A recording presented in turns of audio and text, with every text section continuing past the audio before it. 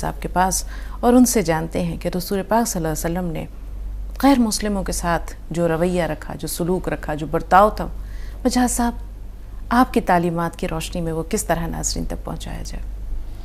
الحمدللہ رب العالمین والصلاة والسلام علی رسول الکریم وعلی آلہ وصحبہ اجمعین اما بعد اعوذ باللہ من الشیطان الرجیم بسم اللہ الرحمن الرحیم رب اشرح لی صدری ویسر لی امری واحلل عقدۃ من لسانی یفقہوا قولی سبحان ربک رب العزۃ عما یصفون وسلام علی المرسلین والحمدللہ رب العالمین۔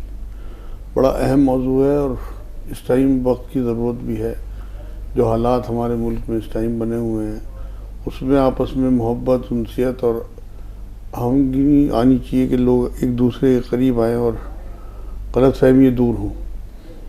میں شروعات کروں گا قرآن کی ہی ایک آیت سے۔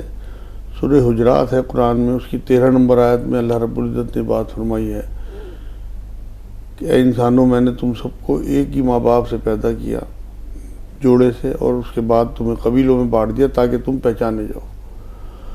ہمارا کریٹر ایک ہے، ہمارے ماں باپ ایک ہیں۔ اگر ہم اپنے ماں باپ، پھر ان کے ماں باپ، پردادا، ان سے اوپر اگر چلتے چلے جائیں تو حضرت آدم علیہ السلام اور ماں حوا پہ جا کے ہم سب بہن بھائی ہو جاتے ہیں۔ بے شک۔ تو جب ہم غیر مسلم بھائی کہتے ہیں، جب بھائی کہہ دیا تو پھر غیر کہاں رہ گئے؟ واہ۔ یہ تو عقیدے کی بات ہوتی ہے، باقی تو حساب اوپر ہونا ہے۔ یہ جو اصل میں ہمارے ہاں بہت زیادہ مخالفتیں ہو گئیں، یہ پتہ نہیں کہاں سے آئی ہیں۔ قرآن میں سورہ ممتحنہ ہے، 60 نمبر صورت، 28ویں پارے میں آپ کو ملے گی۔ اس کی 8 نمبر آیت میں اللہ رب العزت نے بات کہی ہے کہ لوگوں، تمہیں دین کے بارے میں اللہ نہیں روکتا ان لوگوں سے بھلا سلوک کرنے سے، بھلے برتاؤ کرنے سے، جن لوگوں نے تمہارے دین میں کوئی نقصان نہیں پہنچایا، تمہیں گھروں سے نہیں نکالا، تمہارے ساتھ لڑائی نہیں لڑی۔ اس سے اگلی آیت میں کہا بلکہ اللہ ان سے محبت کرنے سے روکتا ہے جنہوں نے تمہارے سے لڑائی لڑی، تمہیں گھروں سے نکالا اور تمہارے ساتھ برا سلوک کیا، یا جن لوگوں نے ان کا ساتھ دیا۔ تو یہ پتہ نہیں کہاں سے ہمارے یہاں غیر مسلموں سے ہر حال میں مخالفت کی باتیں آ گئی، جبکہ حضور صلی اللہ علیہ وسلم کے تو آنے کا مقصد ہی یہی تھا، ان کی بعثت کا مقصد یہی تھا کہ دین کی دعوت۔ اب اگر ہم مخالفتیں کریں گے، نفرتیں کریں گے تو دعوت کیسے دیں گے؟ جو ہمارے اوپر فرض عین ہے، فرض کفایہ نہیں ہے۔ اگر دعوت فرض عین نہ ہوتی تو چلو کچھ لوگ دیتے کچھ لوگ نہ دیتے، لیکن یہ تو فرض عین ہے، نبی کی بڑی سنت ہے۔ تو اس لیے ہمیں ہر حال میں ان نفرتوں کو اور مخالفتوں کو دور کرنا ہے۔ سب سے بڑی سنت نبی اکرم صلی اللہ علیہ وسلم، ان کے رویے کی وجہ سے اتنے لوگ اسلام میں آئے ہیں۔ اس وقت اگر آپ ہسٹری پڑھیں تو نبی اکرم صلی اللہ علیہ وسلم کا اخلاق، ان کا رویہ، ان کی محبت، بہت احتیاط سے حضور اکرم صلی اللہ علیہ وسلم دوستانہ رویہ رکھتے تھے، محبت والا رویہ رکھتے تھے۔ اختلاف جو ہے کبھی نہیں کیا، کبھی لعن طعن نہیں کیا۔ حالانکہ بت پرستی کی مخالفت کی، مگر کبھی بتوں کو برا نہیں کہا۔ قرآن میں بھی اللہ رب العزت نے سورہ انعام ہے، اس کی 108 نمبر آیت میں بات کہی ہے کہ تم ان کے معبودوں کو برا نہ کہو، ورنہ یہ تمہارے اللہ کے بارے میں الٹی سیدھی باتیں کریں گے۔ اور وہ دیکھنے کو مل رہا ہے قرآن کی سایہ۔ آپ فیس بک پہ چلے جائیں، مطلب جاہلیت میں مسلمان ایسے ایسے الفاظ جب غیر مسلموں کے عبادت گاہوں یا ان کے معبودوں کے بارے میں کہیں گے تو لازمی وہ پلٹ کے وار تو کریں گے۔ وہ دیکھنے کو ملتا ہے۔ اب غلطی کس کی ہے تو بعد میں دیکھا جائے گا، لیکن کیچڑ میں پتھر پھینکیں گے تو چھینٹیں تو آئیں گی، آسمان کا تھوکا اپنے چہرے پر آتا ہے۔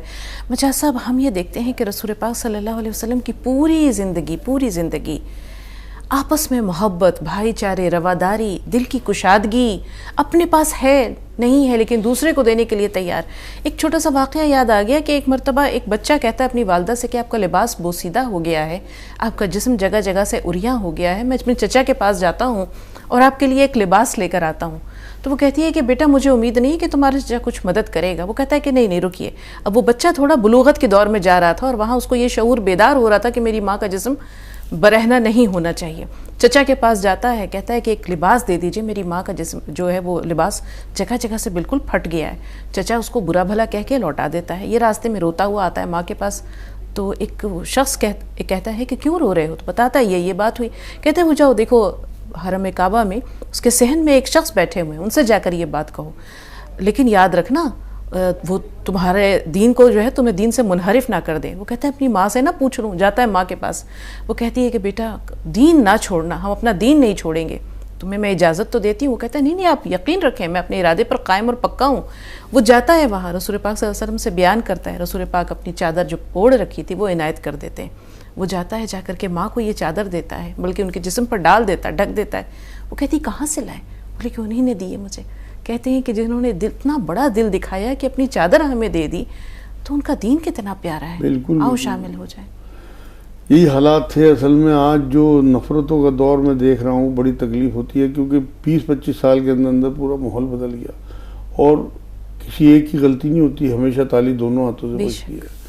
آپ یہ دیکھیں کہ نبی اکرم صلی اللہ علیہ وسلم کا جو معاملہ تھا وہ اس طرح کی تعلیمات دے کے گئے ہیں کہ میرے ایک واقعہ یہ یاد آ رہا ہے کہ حضرت ابوبکر صدیق رضی اللہ تعالیٰ عنہ کی ڈیتھ کے بعد حضرت عمر جب خلیفہ بنے ہیں, تو ایک دن حضرت عائشہ سے کہنے لگے آ کے کہ ویسے تو میں کوشش کرتا ہوں کہ ابوبکر صدیق کے راستے پہ چلوں, کیونکہ وہ نبی کے راستے پہ تھے, لیکن کوئی ایسی بات جو تم دیکھ رہی ہو مجھے اتنے دنوں سے خلافت کرتے ہوئے, کوئی ایسی بات جو میں ان جیسی نہ کر رہا ہوں.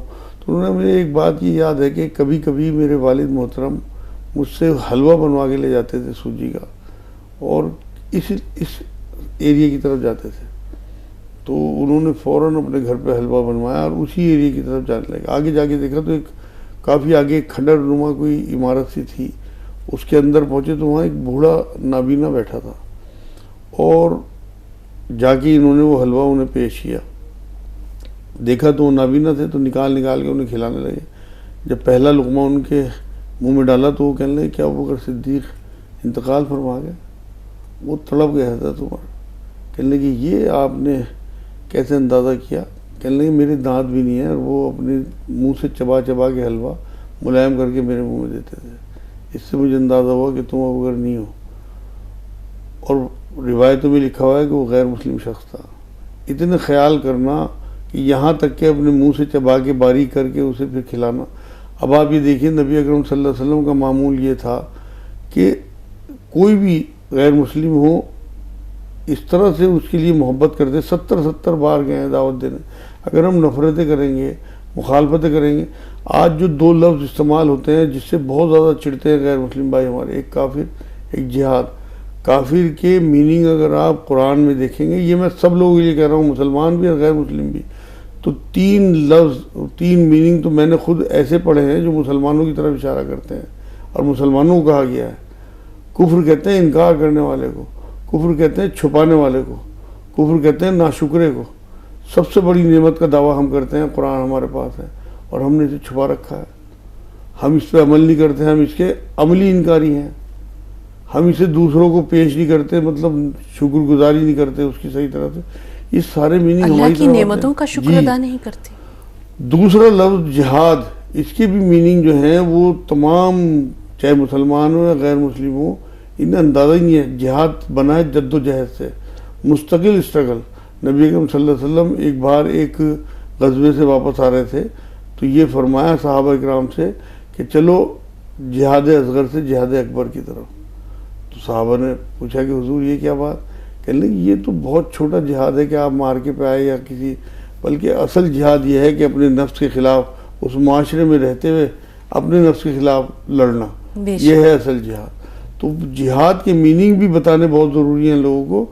یہ بتایا جائے کہ ہمارے اپنے خلاف یہ میننگ جاتے ہیں. اگر ہر مذہب میں ہم دیکھیں تو یہ اسپرٹ موجود ہے مجاز صاحب, کہ پہلی لڑائی جو ہے وہ ہمیں اپنے آپ سے لڑنی ہے. اپنے اندر کے کرودھ کو, اپنے اندر کے برے جذبات کو, اپنے اندر نفرت, غصہ یا دوسروں کے لیے ایسے منفی جذبات جو انسان کو ایک اچھا انسان بننے سے روکیں, اس چیز سے اندر کی وہ جو ایک نیگیٹیوٹی ہوتی ہے, ایک منفی قوت ہوتی ہے جو ہر انسان کے اندر موجود ہے.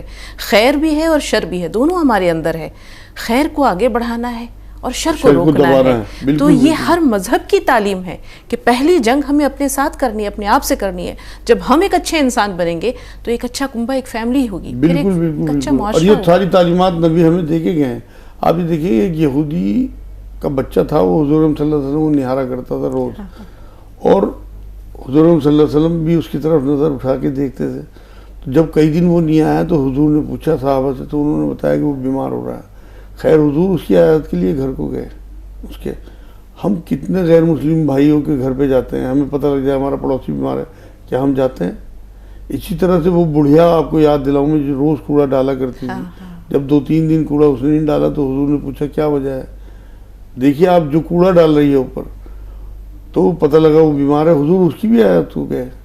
تو یہ وہ باتیں ہیں کہ جو نبی اکرم صلی اللہ علیہ وسلم, اب جب وہ عیادت گئے ہیں تو اس یہودی بچے کا دم نکل رہا تھا, آخری وقت تھا, حضور نے ریکویسٹ کی, مان لو اس کے آگے رکھی, اس کے باپ کے آگے, کہ بھائی ہم اسے کلمہ پڑھوانا چاہتے ہیں, تو اس نے اجازت دے دی, اور وہ یہودی بچہ پھر مسلمان مرا ہے. اس کے ایسی یہ بڑھیا, تو یہ بھی کلمے میں پڑھ کے مسلمان ہو گئی. یہ صرف اخلاقیات کی وجہ سے کہ نبی کے اخلاق ایسے تھے. جب ایک بار حضرت عائشہ سے پوچھا کہ نبی اکرم صلی اللہ علیہ وسلم کے اخلاق کیسے تھے, تو انہوں نے یہی بات فرمائی کہ تم نے قرآن نہیں پڑھا. مطلب قرآن کی جو چلتی پھرتی تصویر تھے نبی اکرم صلی اللہ علیہ وسلم. بالکل مولانا صاحب, اور جب ہم تمام لوگ اس بات کا اقرار کرتے ہیں کہ تمام لوگ آدم اور حوا علیہ السلام سے ہیں, ہم سب آپس میں بھائی بھائی ہیں, تمام مذاہب میں اس چیز کا بھی اقرار ملتا ہے کہ جو سپریم پاور ہے, جو خدائے بزرگ و برتر ہے, وہ ایک ہی ہے, بنانے والا کریٹر ایک ہے. تو پھر اختلاف کیوں, پھر دوریاں کیوں نہیں ہم آگے بڑھ کے ہاتھ بڑھاتے ہیں؟ یہ تمام مذاہب کے لوگ مل جل کر رہتے ہیں. اصل میں محبتیں کم ہو گئی اپنی جو خود غرضیوں کی وجہ سے. آپ یہ دیکھیں کہ نبی اکرم صلی اللہ علیہ وسلم کے پاس جب بدر کے قیدی آئے ہیں, تو جب ان کی آہیں رات میں سنی تو حضور نے ان کے بند ڈھیلے کرا دیے. سب غیر مسلموں تھے. فتح مکہ کے ٹائم جب مکے میں داخل ہوئے ہیں تو حضور اکرم صلی اللہ علیہ وسلم کے منہ میں ایک ہی بات تھی, آج معافی کا دن ہے. وہی لوگ جو آپ کے قتل کے در پہ تھے, جی, جنہوں نے مخالفتیں کی ہیں, وطن سے نکال دیا, صحابہ کرام کہہ رہے تھے کہ حضور آج بدلے کا دن ہے. حضور نے نہیں, آج معافی کا دن ہے. اور آج جو معافی کی وجہ سے ہی اتنے لوگ اس دن مسلمان ہوئے ہیں, اس دن اتنے لوگوں نے کلمہ پڑھا ہے اور نبی اکرم صلی اللہ علیہ وسلم کے ہاتھ میں بیعت ہوئے ہیں کہ لوگ, یہ تاریخ میں درج ہے. اصل میں محبت, خدمت, آپ کا مقصد دین کی دعوت دینے کا جو قرآن حکم دیتا ہے, وہ بہت محبت سے, طریقے سے, حکمت کے ساتھ, احسن طریقے سے, احسن کہتے ہیں جو سامنے والے کو اچھا لگے. اور اگر اس نے قبول کر لیا ٹھیک ہے, نہیں قبول کر لیا تو ہم نے مقصد اقتداد بڑھانا نہ ہونا, مقصد ان کی خیر خواہی ہو. خیر خواہی ہے کہ جو ایک فرض ہے کہ ہم آگے بڑھ کر اچھی باتوں کی تلقین کرنا چاہتے ہیں, وہ تلقین, وہ فرض ہم نے پورا کر دیا. اصل تو بات یہ ہے کہ فرض عین سمجھ کے کریں, یہ نہ سمجھیں کہ ہماری اقتدار بڑھ جائے گی, ہمارے مسئلے حل ہو جائیں گے, یا ہماری بات بڑھ جائے گی, ہمارا نام ہو جائے گا. بلکہ صرف اور صرف اخلاص کے ساتھ, جو نبی اکرم صلی اللہ علیہ وسلم کا طریقہ تھا, ٹارگٹ بنا کے دعا کرتے تھے کہ اللہ انہیں ہدایت دے دے, اللہ انہیں ہدایت دے دے. بہت مشہور ہے. ہم کب دعا کرتے ہیں اس طرح سے ٹارگٹ بنا کے, اپنے اوپر نظر ڈالیں, اپنے کردار پہ نظر ڈالیں. اصل میں ایک بات اور میں کہہ دوں آپ کو, غیر مسلم قرآن تو نہیں پڑھتے لیکن ہمیں پڑھتے ہیں. ہمارا رویہ, ہمارے سلوک, ہمارے معاملات. نبی نے ایک بار یہ بات فرمائی کہ جو یہاں غیر مسلموں کا مال مارے گا, حق مارے گا, میں قیامت میں ان کا وکیل بن کے کھڑا ہوں گا اور ان کا حق دلواؤں گا. اس لیے بہت احتیاط رکھیں. ہمارے معاشرے میں بہت ساری الٹی سیدھی باتیں اڑی ہوئی ہیں کہ مطلب اس طرح سے حق مارنے سے کچھ نہیں ہوتا. یہ میں نبی کی حدیث بتا رہا ہوں آپ کو, تو اس لیے بہت محتاط ہو کے زندگی گزارنی ضرورت ہے. بالکل بالکل.